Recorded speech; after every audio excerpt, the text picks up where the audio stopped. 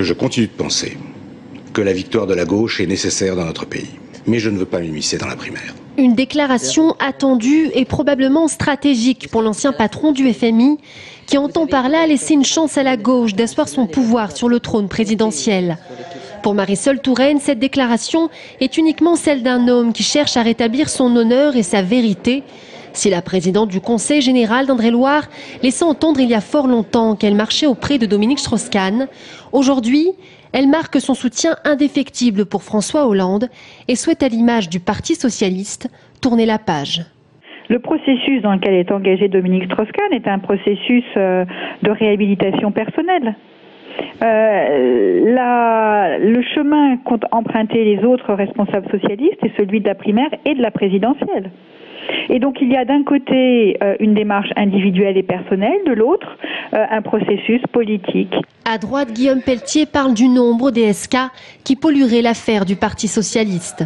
Pour lui, aucun doute, les déclarations de Dominique Strauss-Kahn hier soir n'enrichissent en rien le débat avec les Français. Dominique Strauss-Kahn, de manière incontestable aujourd'hui, est disqualifié et on le voit encore plus dans la deuxième partie de cette émission lorsqu'il évoque la nécessité de raser gratis, c'est-à-dire de supprimer la dette de la Grèce ou pour régler les problèmes des Français, augmenter l'immigration. Je crois qu'il est aujourd'hui déconnecté des réalités et totalement hors sol et que l'avenir de la politique et de la France, ça se passera aujourd'hui et demain sans lui. Sans Dominique Strauss-Kahn, c'est en tout cas ce que l'on retiendra aujourd'hui.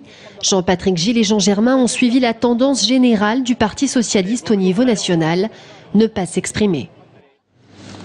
Alors cet entretien de Dominique Strauss-Kahn a été scruté par des observateurs, en particulier les spécialistes de la communication, mais aussi les spécialistes de l'analyse gestuelle.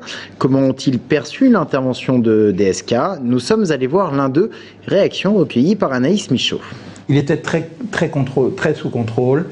Et comment est-ce qu'on voit quand quelqu'un est sous contrôle? C'est quand il pose ses mains en couverture sur la table, la main droite repose sur la main gauche et pas la main gauche sur la main droite. Alors quelle est la différence? C'est que quand la main droite repose sur la main gauche, ça veut dire que le cerveau gauche, le cerveau cognitif qui se trouve là, qui commande la partie droite du corps, la main droite commande le discours, c'est-à-dire qu'elle contrôle le discours, alors que quand c'est la main gauche qui est sur la main droite, il y a un discours plus émotionnel, plus affectif.